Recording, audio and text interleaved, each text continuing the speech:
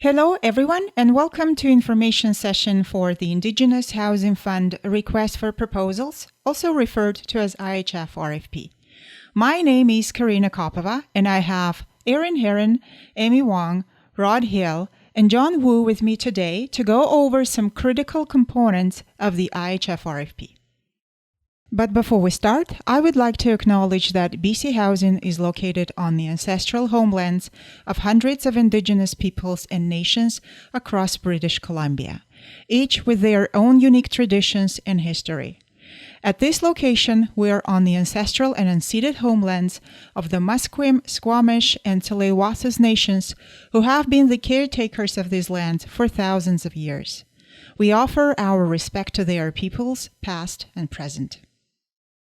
In this information session, we'll be diving into IHF RFP key points such as a quick overview of the IHF RFP, exploring the response template, both parts A and B, which are integral components attached to the RFP as Appendix 14, understanding the evaluation criteria outlined in Appendix 6 of the RFP, along with the evaluation process, where to submit your proposal, and finally, a breakdown of the RFP schedule. A few facts about IHF program.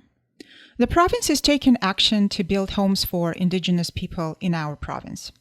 Through the Indigenous Housing Fund, 1,750 new homes are set to be built thanks to an injection of $1.3 billion from Budget 2023. This infusion of funds effectively doubles the available spaces under the IHF, bringing the total to 3,500 homes. Eligibility for submitting proposals is open to Indigenous nonprofit housing providers, First Nations, Indigenous governments, as well as nonprofit housing providers or private developers collaborating with Indigenous partners. The aim is clear: to ensure that housing solutions are developed for the Indigenous populations identified in the IHF RFP. For those interested in participating, there are two avenues for submitting proposals: BC Bid and a dedicated email address provided on the screen, which is buildingbc@bchousing.org. While both channels are available, proponents are encouraged to apply through BC Bid. It's essential to note that submissions should not be duplicated across both channels. Proponents must choose one method of submission only. Please make sure to consult the RFP for comprehensive details and eligibility criteria. The next few slides will describe the RFP structure and go over most critical parts of the RFP, such as Appendix 9, Requirements and Deliverables, Mandatory Requirements, Appendix 6, Evaluation Criteria and Process, Appendix 14, Response Template, Questions and Inquiries, and RFP Schedule. Appendix 9, Requirements and Deliverables. Appendix 9, Requirements and Deliverables, sets requirements and deliverables for proponents and appears at the very beginning of the RFP. This appendix contains IHF program requirements, mandatory requirements for proponents, requirements to proposed projects, sustainability and resilience, project teams, operation teams, and equity, diversity, inclusion, and belonging. In the next few slides, we will take a closer look at this critical component. While we'll touch upon them briefly here, we highly recommend that proponents thoroughly review Appendix 9 and the RFP itself to ensure their responses align with these requirements. Now, let's delve into the mandatory requirements outlined in the IHF RFP. These requirements are crucial for ensuring that the submission moves to the next stage of evaluation smoothly. Section 4.1 of the RFP highlights the mandatory requirements to the submission that all proponents must adhere to. These include essential factors such as submission deadlines, submission channels, and submission of specific documents such as completed response template, both Part A and B, attached in Appendix 14.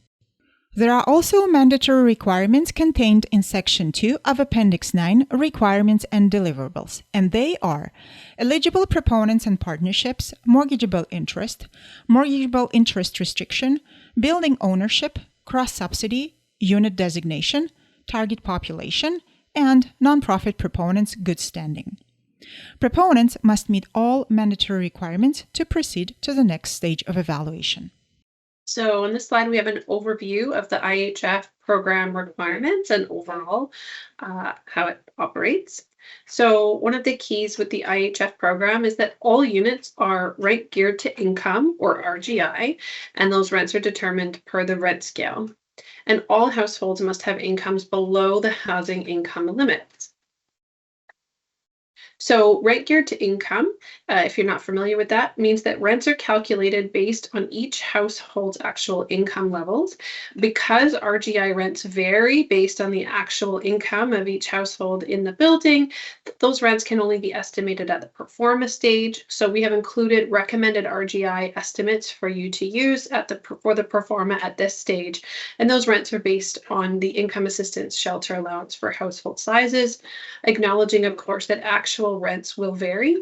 If you would like more information on how rent geared to income, or RGI, works, you can review the rent scale in the sample agreement that's included in the RFP.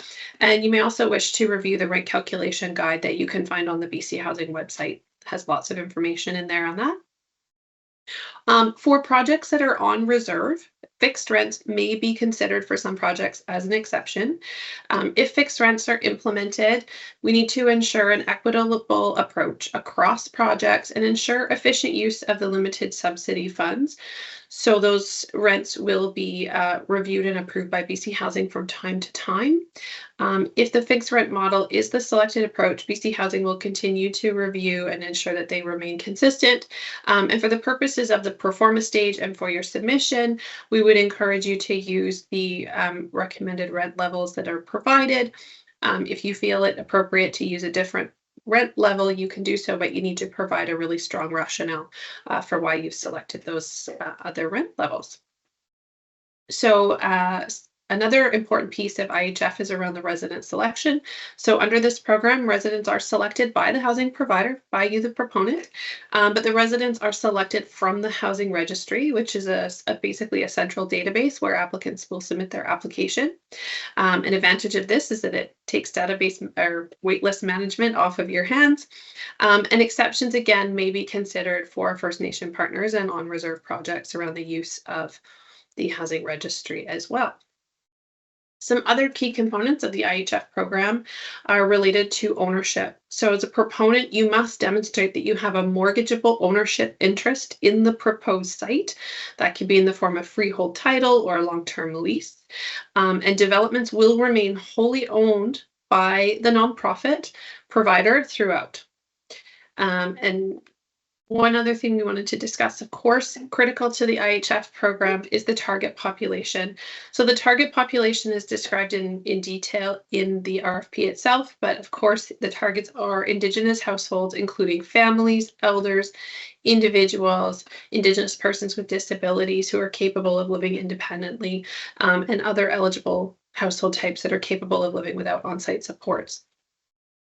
There's more information in the RFP on additional variations within the target populations, including Indigenous women with children who have experienced or are at risk of violence, Indigenous youth, including those transitioning out of care, and others, again, with a focus on those who are capable of living independently without on-site supports, because the Indigenous Housing Fund does not include funding for support services. This slide is talking about the IHF program requirements, and we're going to go into the funding and proponent contributions. How does the funding work under the IHF program? It gets funded in the following ways. There's a capital grant per unit, and that grant is $382,721 for all unit types. This is set out for the 24 and 25 fiscal year. That grant is secured by a 35-year forgivable mortgage. That's the way that BC Housing will secure that grant contribution. The balance of the capital funding required will come in the form of the interim construction and takeout financing. So BC Housing will provide up to 100% of the construction costs for the residential and housing component, subject to BC Housing lending criteria. This will be secured by a repayable mortgage, and it's an in-term construction loan from BC Housing. And then we will subsequently arrange for the takeout financing. The third component of how funding comes from BC Housing under this program is through an operating subsidy. Operating subsidy is available for eligible residential housing component where required. The eligible operating subsidy will be provided to cover the difference between the approved expenses and the rent revenue collected as per the operating agreement. So I'd like to just go through a quick example of how this structure looks. So for example, if the capital budget costs $20 million, let's just use that as a number, and the grant component, for number's sake, is $7 million. So you'll have a grant of $7 million per unit grant to pay the $20 million capital costs. That leaves $13 million still to pay for this capital budget. That $13 million, BC Housing will provide an interim construction loan and fund the balance of the $13 million. The $13 million then, after you complete the project and you have occupancy, because BC Housing is an interim lender, we will arrange for takeout financing with a lender in the market. So what will happen is then the lender in the market, they are owed a mortgage payment. So I'll go to the third point in this slide, which is the operating subsidy. So I'll move you to the operating budget for a moment.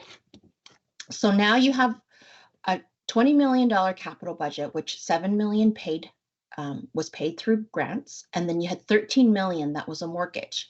Now there's a mortgage payment that's going to be due. I'm just going to say it's $5,000 every month with the takeout lender.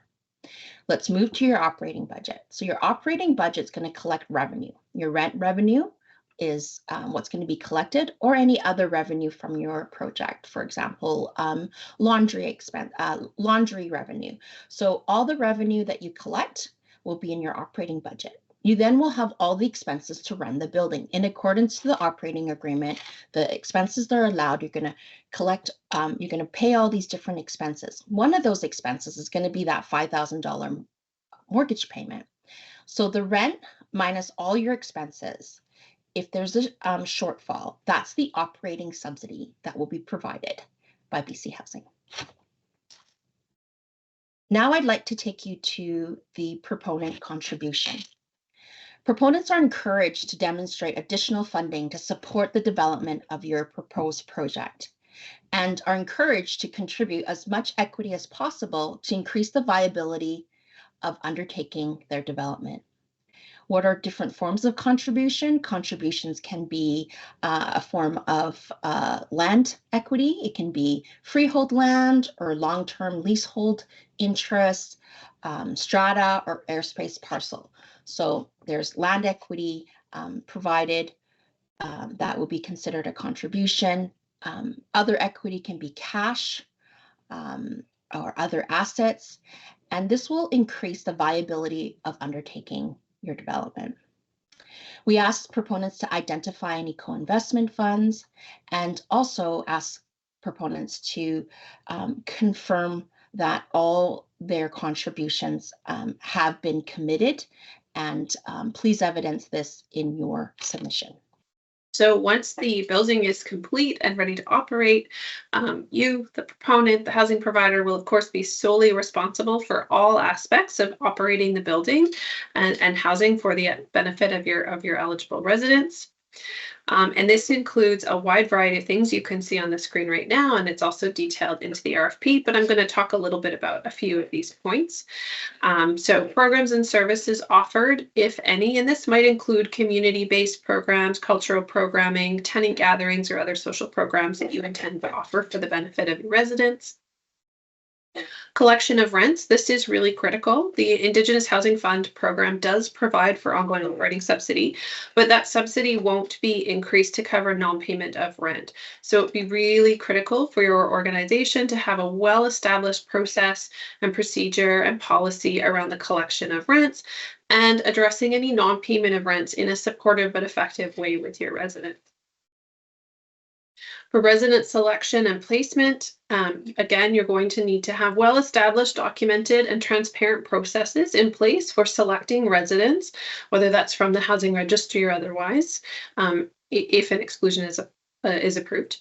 The applications, of course, as mentioned, will mostly come through the housing registry, but you as the provider will be responsible for selecting from that list of eligible applicants who will be moving into your project and housing in available units as vacancies occur.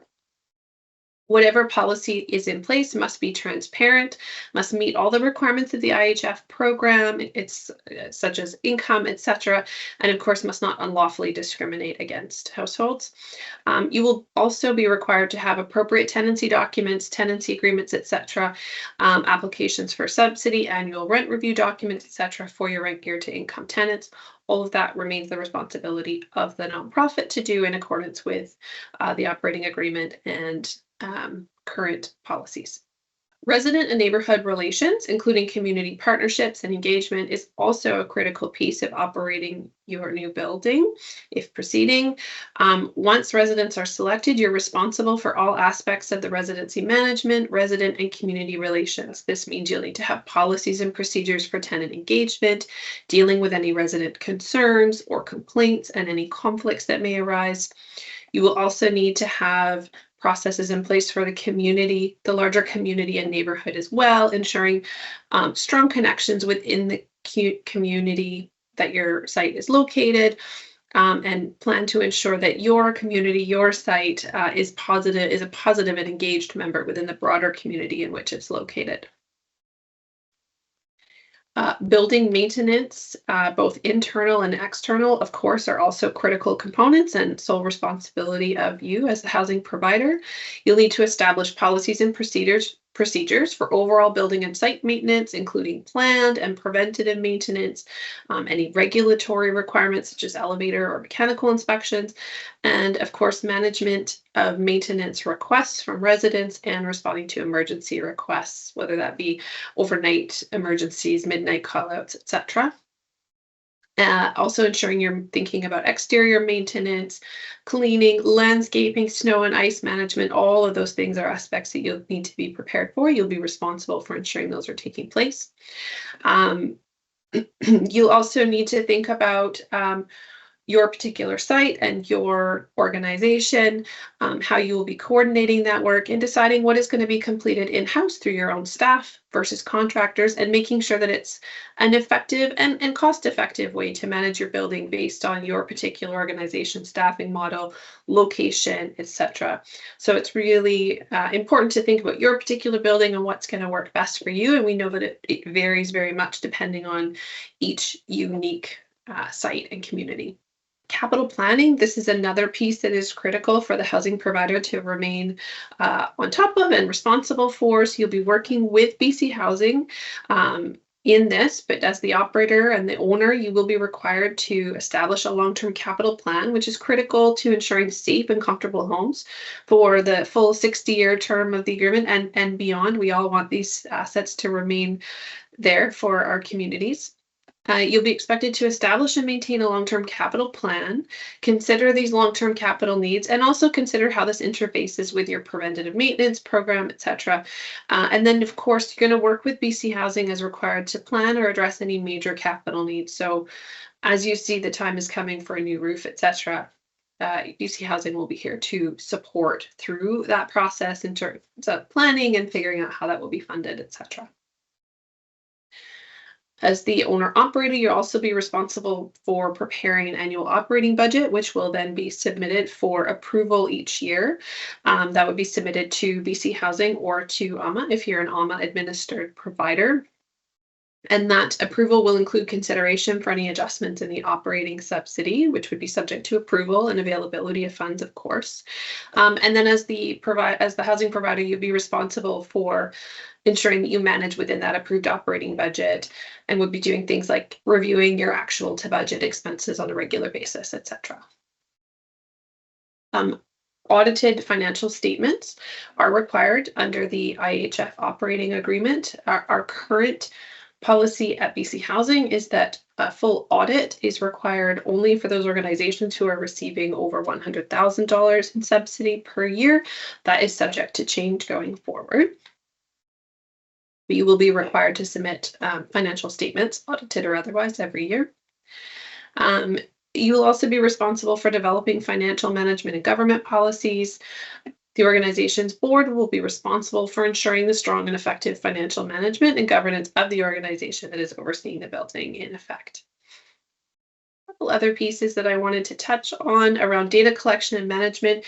Operating a program like this and operating a building, you will be required to collect and maintain some financial, property, and other data, as well as personal information related to your residents. It'll be important that you have policies and procedures in place to safeguard that data and ensure that it's responsibly managed and maintained, protecting the privacy of those individuals, of course.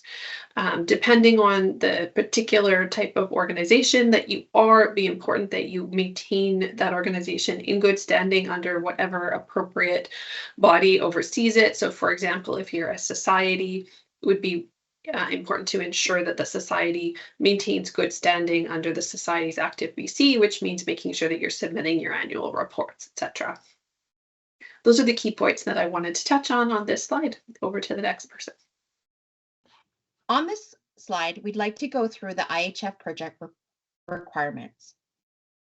There's 3 key headings: the property tenure, the zoning and subdivision, and the project profile. For property tenure, we're seeking proponents to provide freehold or leasehold interest.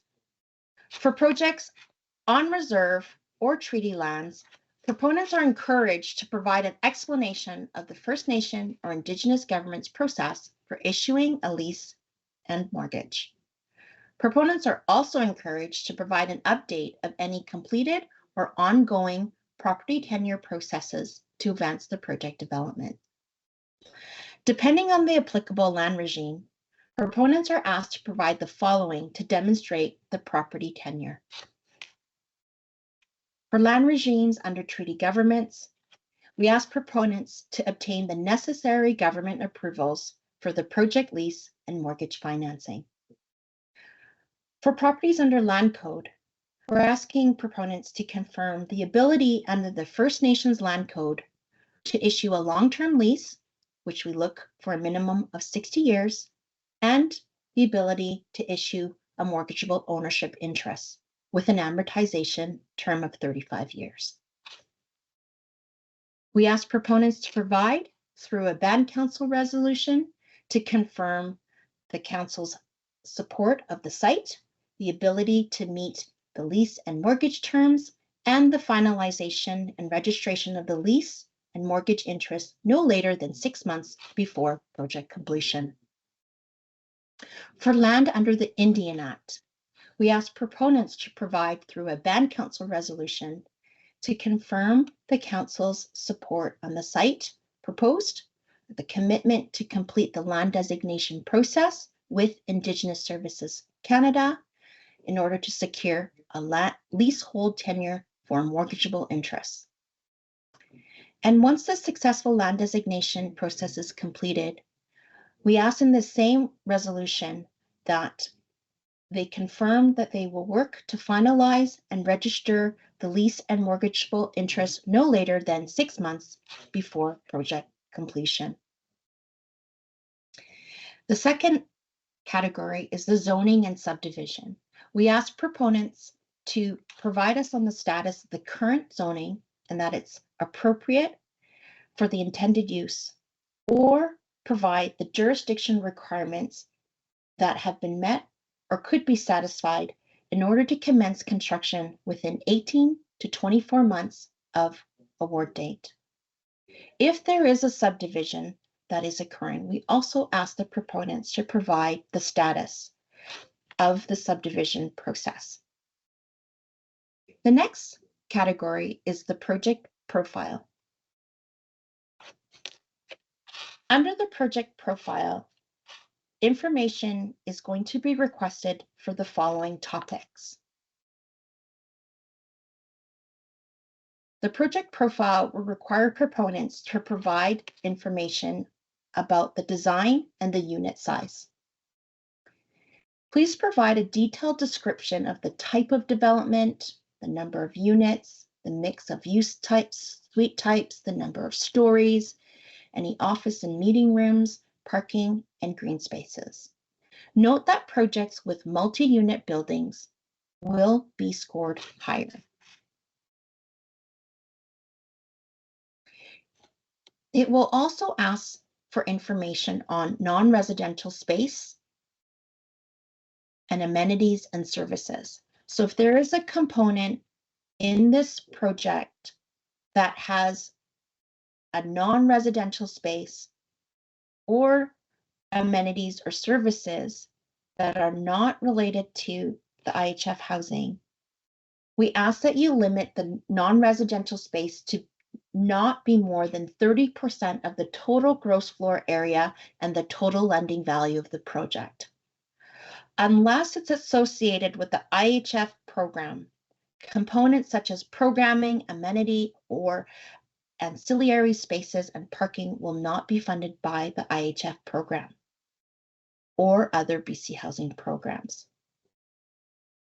We ask that if there is a mixed use, that the IHF and the non-IHF components are clearly identified in the design and clearly identified in the capital and operating budgets. Another category where we ask proponents to provide information will be the project site and the efficient construction methodology. Note that projects situated on service sites and projects for which due diligence reports were completed will be scored higher. In the information you send, also identify if sites are on reserve, provide the land regime that the First Nation is under, if it's under treaty lands, land code, or under the Indian Act. We also ask proponents to suggest an efficient construction methodology that aligns with the funding allowances and project goals. There's also a section that asks for the minimum accessibility requirements. Ensure that at least 5% of the total units are accessible as defined by BC Housing's design guidelines and construction standards. If your project has a tenant relocation plan, we ask that you provide the information. The project involves the redevelopment of a site currently occupied by tenants. Please include a tenant relocation plan that addresses the existing tenant's rights and ensures a smooth relocation process. The proponents will also be required to demonstrate how they plan to address any unique needs of members from equity-seeking and protected groups. Proponents will be required to identify funding sources to address the relocation costs. Please identify funding sources to cover the relocation costs, as BC Housing will not provide separate funding for this purpose. This slide, we're going to go through the IHF proponent and project team capabilities during the development and construction stage. Housing provider and proponents should have adequate capacity and understanding of how to successfully perform the duties of a construction project owner. The successful proponents will submit their constating documents to BC Housing for compliance review, and if not compliant, will be required to amend them. This is the constating documents relating to a nonprofit society. During the development and construction stage, proposed projects are required to be managed, designed, and constructed by qualified, experienced, and dedicated project owners and teams, such as development consultants, architects, and construction contractors. who have adequate knowledge, experience, and capacity to successfully carry out the assigned deliverables.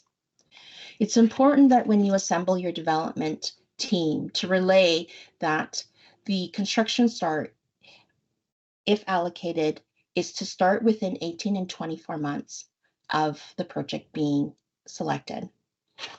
So ensure that the team of consultants has the capacity and is committed to meet these timelines.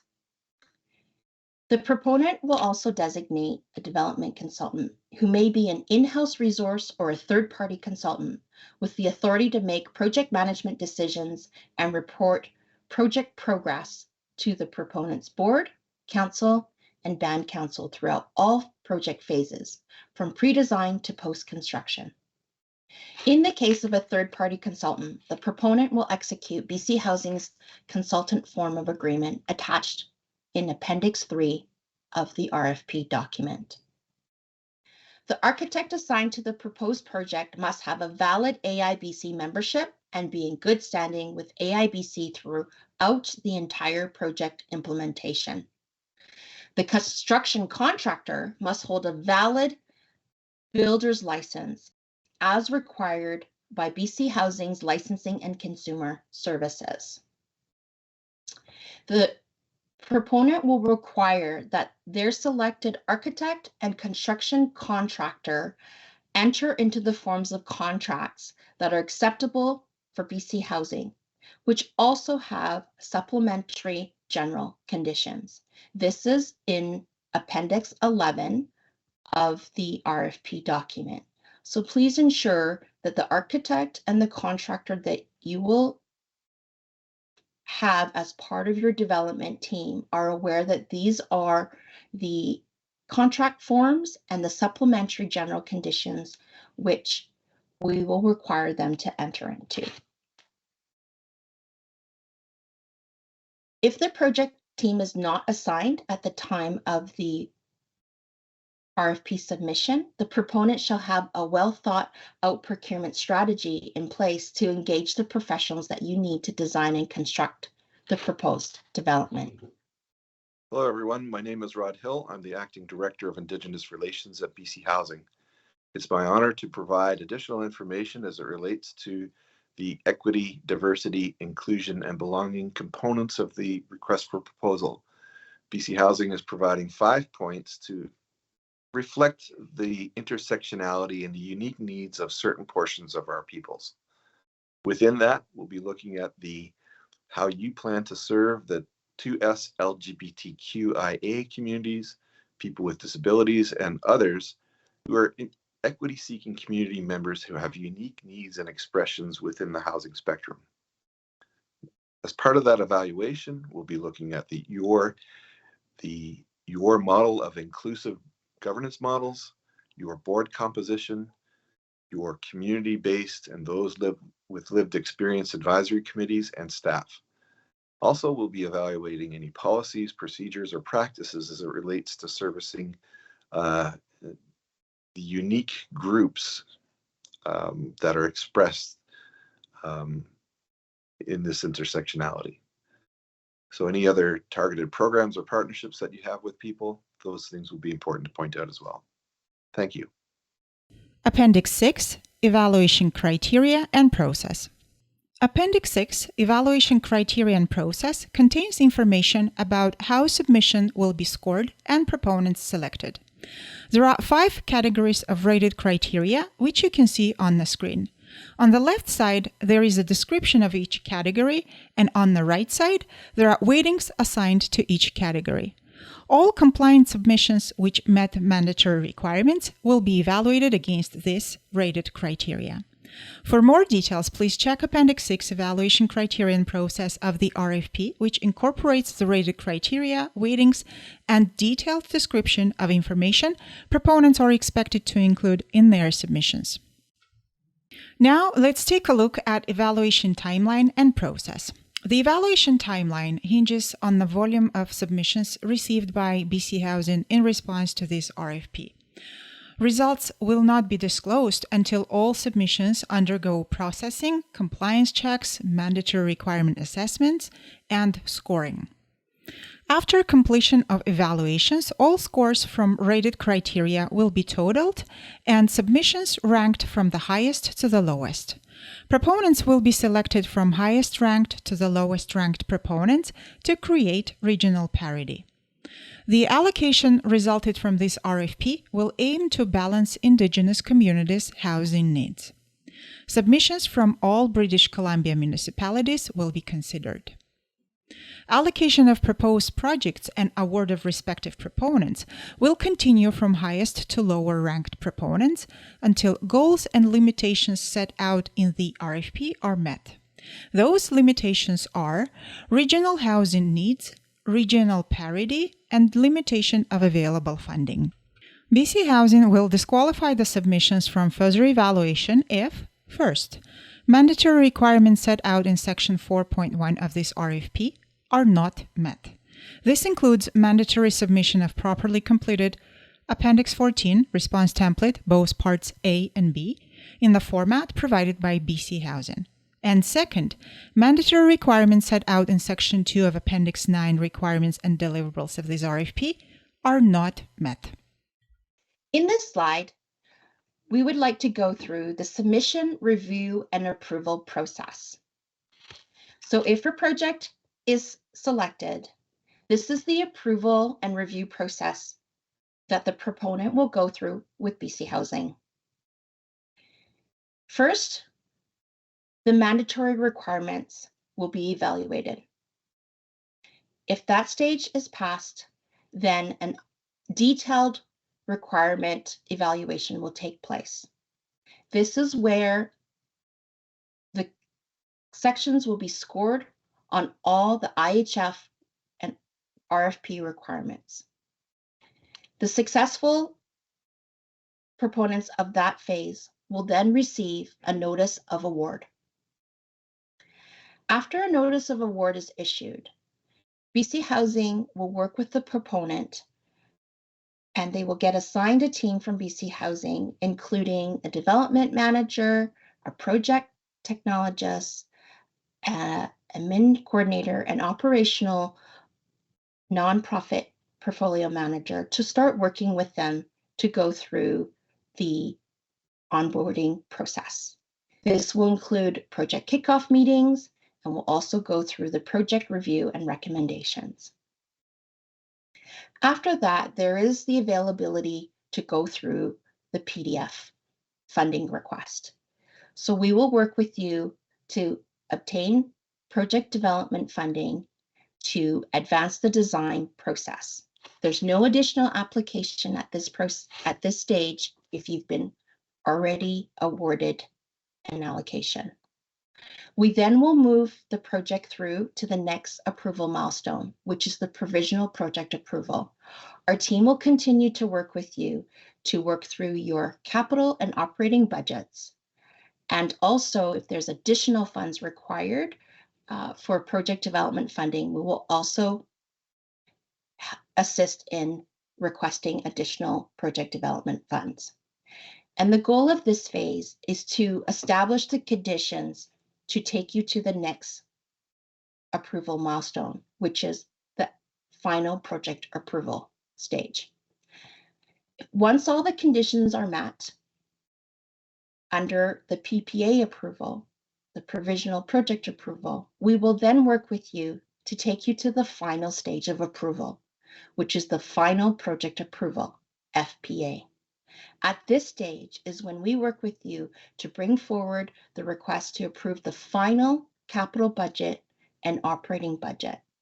At this stage, it's important, and throughout actually, to make sure the project benchmark assessments are met. And once final project approval is granted, that is the final stage of funding allocation. Then the appropriate legal documents will be prepared and executed. And after final project approval is obtained, we can then commence into the construction phase of your project. Here are a few strategies for increasing your submission score. First off, start early. Don't leave your submission to the last minute. By giving yourself plenty of time, you can craft a polished proposal that highlights your strengths and addresses all the requirements. Break the task into manageable chunks and schedule dedicated sessions to work on it. Next, familiarize yourself with the response template provided in Appendix 14, both Part A and B. This template lays out the structure and criteria for your submission. Following it closely will ensure you cover all the necessary points and meet the evaluation criteria. Pay special attention to the requirements and deliverables section to ensure your responses go above and beyond, maximizing your score. When crafting your responses, stick to the facts. Keep your answers concise and relevant, focusing on providing specific data and information as outlined in the response template. If additional documents are required, make sure to include them and clearly reference their location within your submission by indicating page number. And finally, support your responses with examples where appropriate. Illustrating your points with real-world examples can strengthen your argument and demonstrate your understanding of the requirements. However, be mindful of keeping these examples brief and to the point, avoiding unnecessary tangents. Appendix 14, Response Template, Part A and B. A response template has been designed by BC Housing to help proponents structure their responses and include information required to evaluate submissions. The response template is included as Appendix 14 and has two parts represented with two separate files, Part A in Excel format and Part B in Word format. We would like to go through the Appendix 14 of the RFP document. Appendix 14 is an Excel spreadsheet that has various tabs in it, which we are seeking proponents to complete. I'd like to go through the four tabs in this Excel document. The first tab has the instructions of how to fill out the template. Please refer to the first tab with the different instructions, and it will outline and describe what each of the following tabs have and the information that is required. I'm going to go to the first tab, which is labeled Appendix 14A Project Profile. In this tab, we're asking for general information, and you can go in and fill the information. Some areas are drop downs. When there's an arrow, we're asking for you to select from the drop down. It has various sections. Section 2 talks about the mandatory requirements.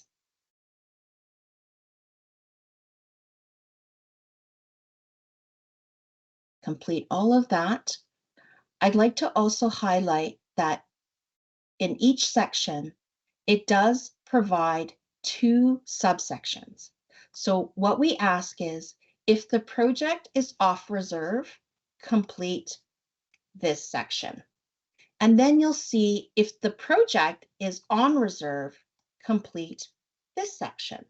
So in each area, depending if your project is on or off reserve, we just need you to complete that applicable section. Afterwards, most sections will have a comment area where more details can be provided on the section above that you just filled in.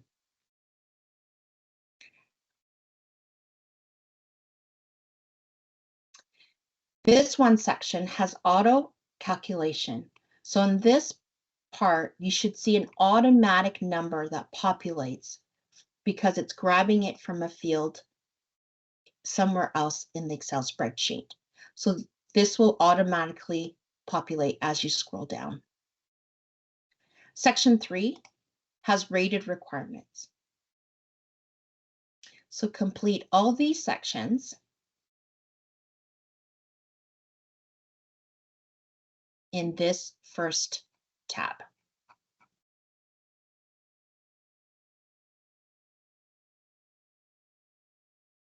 I now would like to take you to the second tab, which is the risk tab. In this risk tab, we're asking for the risk categories and their risk description and your mitigation strategies to be provided. So if there is certain risks that show up under the project risk, financial risk, project alignment, your project team characteristics, or risks for the planning process, we ask that proponents consider this and give us a brief risk description, and also what are the mitigation strategies to mitigate this risk. So for example, if there is a site risk that you might see, then provide us that description. For example, are you building in a floodplain? Is the site located somewhere where there's additional site cost, site preparation cost? Describe it here. And then please provide us with what the mitigation strategies are and what's the likelihood of it happening. Is it rare? Is it unlikely? Is it possible? Is it almost certain? And what would be the consequences of this? And again, there's drop-down arrows in these two columns. We ask that the proponents fill this out to identify any risk that you see walking in and during the development process. And the purpose of this is just to highlight what there could be risk in budget, in the scope, or in the schedule. And this really helps with when you're doing the early planning stages of a project, because the teams can sit together and go through what are some of the project risks and what are the mitigations and be aware of them as we advance through the development phases of a project. I now would like to take you to the third tab, which is the capital budget. This is the capital budget template where we ask teams to provide all the applicable capital costs associated to build this project. The capital budget has various headlines in it.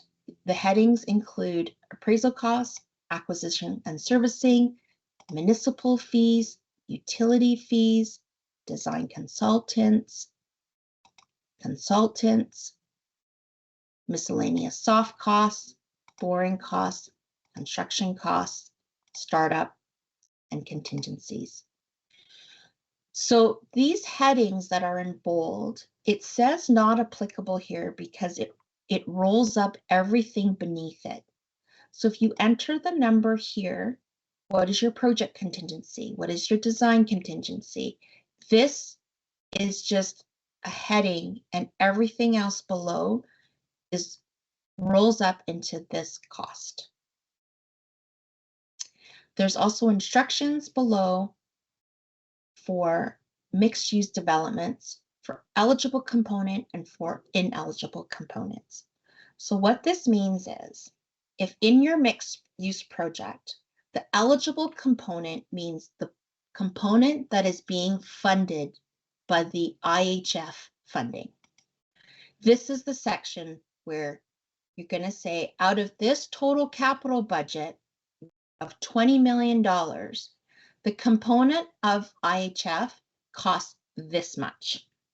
The component that is not IHF related, so if there is a non-IHF residential or non-residential component, we ask that it be separated and identified in this section, in component 2. So you're going to have a total budget amount to build this mixed use development. The total amount, if there is both an IHF component, which we call the eligible component, or if there's a non-IHF component, which we call the ineligible component, we ask that you take the total capital amount to build this project and split it up into component 1 and component 2. If your project is 100% IHF, then this section does not need to be completed. I now would like to take you to the operating budget tab. So in this tab, we're asking for proponents to complete their operating budget information.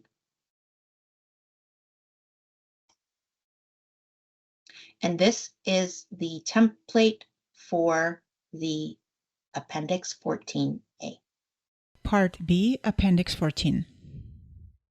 Part B of the response template specifically addresses rated categories such as operations planning and EDIB, equity, diversity, inclusion, and belonging.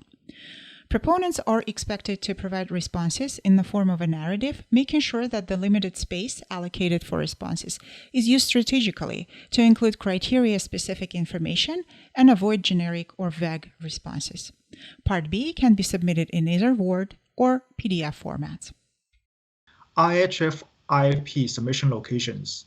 For this tender call, proponents are requested to submit their proposal through either BC Bid, which is preferred method, or through email to buildingbc@bchousing.org. Proponents should choose one submission location, not both. The IHF IP tender call allows proponents to submit their proposal through email to buildingbc@bchousing.org. If you choose email submission, please include IP number, your organization's name, and the location of the proposed project in the email subject line. The capacity of the BC Housing email inbox is 20 MB. You should consider size limitation to ensure the successful delivery of your submission. Should a submission be more than 20 MB, you should distribute the submissions via multiple emails by adding email number in the subject line. For example, email 1 of 3, email 2 of 3, etc. Please note, submission sent via link to the third-party providers may not be accepted. IP schedule. This slide shows IP schedule for this tender call. You can also find it in section 2.3 of the IP document. The submission deadline has been extended to May 15, 2024 by 2 p.m. Please make sure give yourself sufficient time to prepare and submit your proposal on or before the submission deadline. Late submission will not be accepted. During the tender call, proponents should submit any IHF IP related questions through email to buildingbc@bchousing.org by the deadline for question, which is March 1st, 2024 by 2 p.m. BC Housing will prepare addenda to include responses to the questions and post it prior to the addenda deadline, which is March 15th, 2024. Please note, inquiries through other channel will not be accepted. Thank you for watching Building BC Indigenous Housing Fund 2023 RFP information session. We are looking forward to your participation in this opportunity.